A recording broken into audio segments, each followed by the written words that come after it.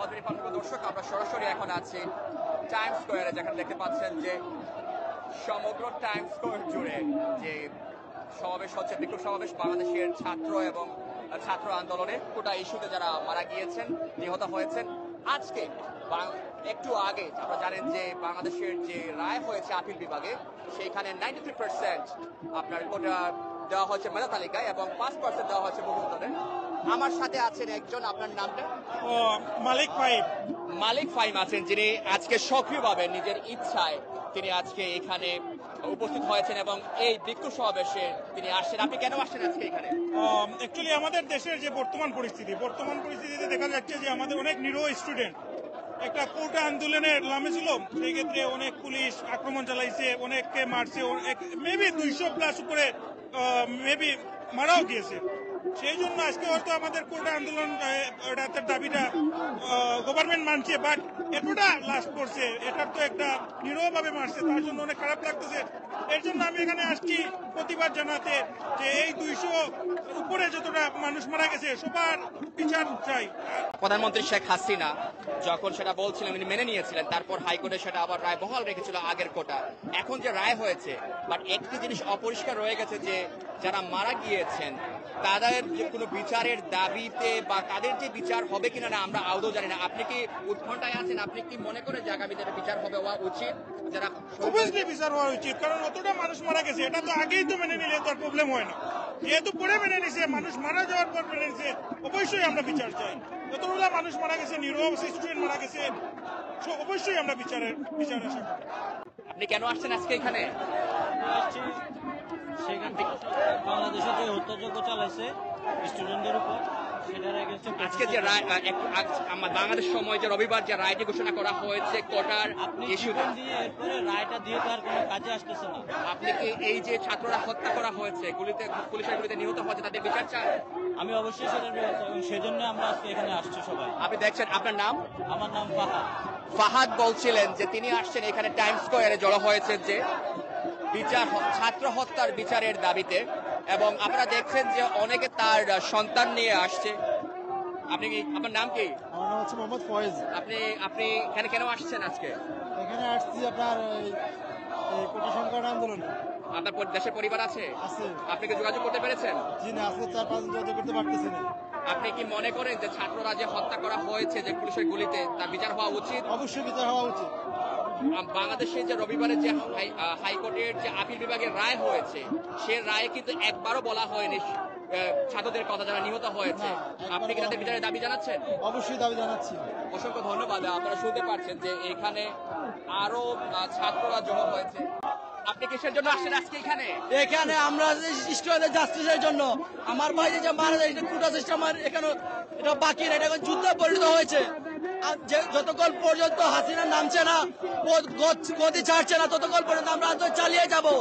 আমার ভাইয়ের রবিবারে যে আপিল বিভাগের রায় হয়েছে, সে রায়ে তো 95% মেধা তালিকায় দেওয়া হয়েছে, কিন্তু এই রায় তো পরে হয়েছে। এর আগে তো আমার ভাইদেরকে হত্যা করা হয়েছে। এই হত্যার বিচার চাই আমরা। তিনি খুব স্পষ্টভাবে বলেছেন যে হত্যার বিচার চান ছাত্ররা যারা মারা গিয়েছেন।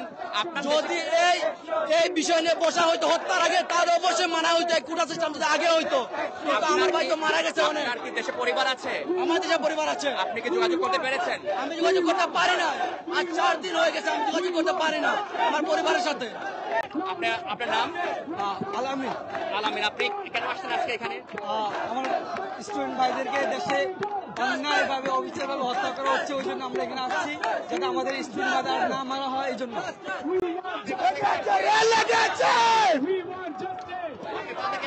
আপনার নাম কি? আমার নাম শাহিন আহমেদ। আজকে যে এত মানুষ, হাজার মানুষের ঢল বাংলাদেশি প্রবাসীরা, আপনি কিসের বিচার চান? আমি স্টুডেন্ট হত্যার বিচার চাই এবং সুষ্ঠুভাবে বাংলাদেশ ফিরিয়ে দেওয়ার বিচার চাই। মানে বাংলাদেশ ফিরিয়ে আনবো আমরা, সন্ত্রাসীদের হাত থেকে বাংলাদেশ ফিরিয়ে আনবো আমরা। এই উদ্দেশ্যে রাজপথে নেমেছি আমরা।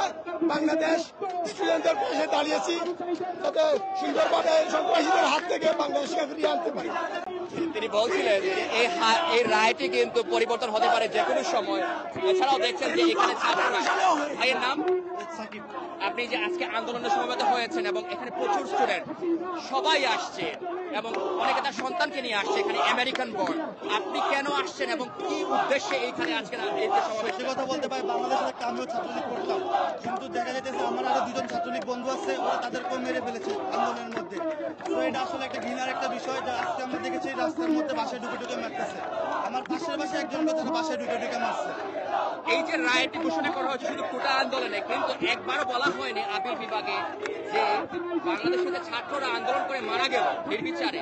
এই রায়ের কোনো মূল্য নাই ভাই, কারণ হচ্ছে এই রায়টা হচ্ছে ওরা বলে দিচ্ছে যে এটা সরকার চাইলে চেঞ্জ করতে পারবে, ইভেন এর বিরুদ্ধে ওরা অ্যাপিলও করছে। তো এটা আমরা জানারই কথা যে ওরা এটা পরে এটা চেঞ্জ করে ফেলবে, এটা জাস্ট থামানোর জন্য এটা করছে। একে অসংখ্য ধন্যবাদ। এবং আমরা দেখছেন যে এখানে প্রচুর প্রচুর মানুষ হয়েছে এবং প্রত্যেকেই